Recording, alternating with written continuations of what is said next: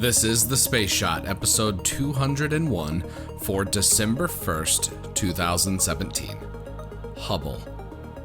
Hey everyone, welcome to The Space Shot, your daily space history, pop culture, and news fix. I'm John Molnix. I've got a quick update before I dive into today's topic. On November 28th, 2017, a Soyuz rocket that was carrying multiple satellites that was launched from the new Vostochny Cosmodrome has been lost in an apparent launch failure. I'm linking to a few news articles in the show notes with more details on this because it is a developing story and there is no confirmation as of yet for exactly what caused the failure. Today we're going to talk a little bit about the Hubble Space Telescope, since the mission that was tasked with fixing its blurry vision launched on December 2nd, 1993. That'll be the topic for tomorrow's episode, so make sure you subscribe to the podcast so you don't miss it. The Hubble Space Telescope was launched on April 24th, 1990, and after years of blurry pictures, it was finally time for a fix. The edges of the mirror in Hubble were polished slightly too flat, which resulted in a spherical aberration that made all of the images that Hubble took out of focus.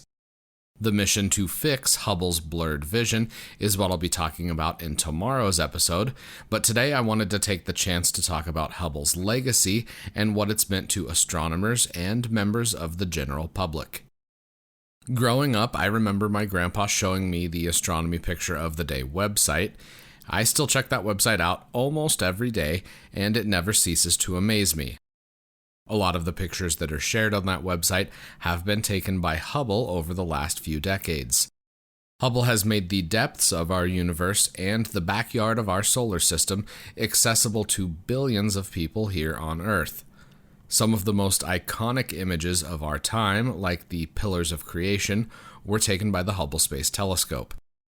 The science it's returned is just one part of its legacy.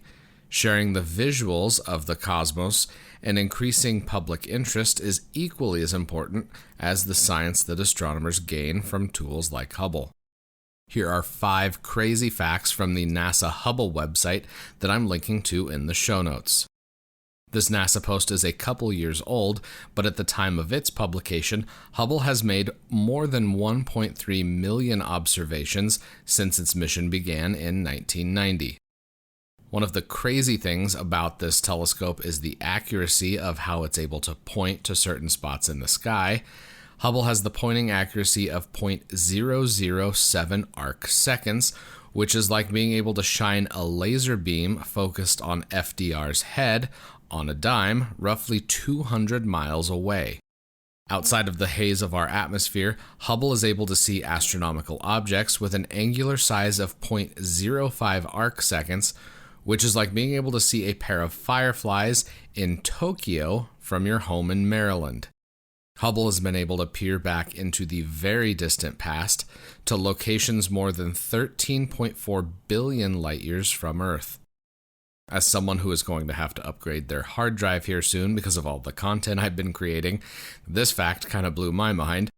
The Hubble archive contains more than 140 terabytes, and Hubble Science Data Processing generates about 10 terabytes of new archive data per year.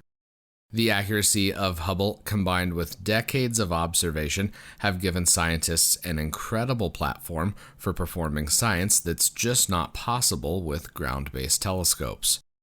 Hubble's orbit allows it to bypass that pesky atmosphere that we need to breathe, giving scientists crystal clear looks at everything from planets in our solar system to galaxies that are billions of light years away.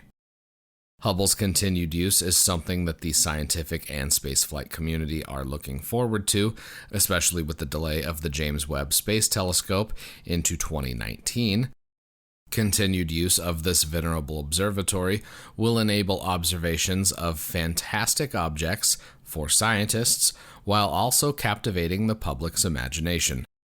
One of the videos that I watched this week while preparing for the next few episodes was an old NOVA documentary that I'm linking to in the show notes. A YouTube user transferred an old VHS tape into a digital format, and while the audio and visual quality is spotty at times, it's still interesting to watch because of the amount of footage from the initial launch and servicing mission.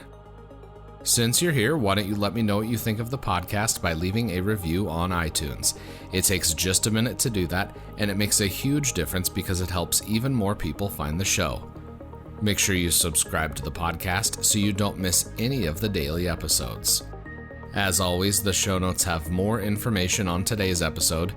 You can hit me up on Instagram and Twitter. Find me at John Molnix. I'm always up to chat. You can also connect with me on Facebook. Just search The Space Shot or click the link in the show notes. Tomorrow, 4 shuttles walk into a bar. I'm John Molnix, and I'll catch you on the flip side.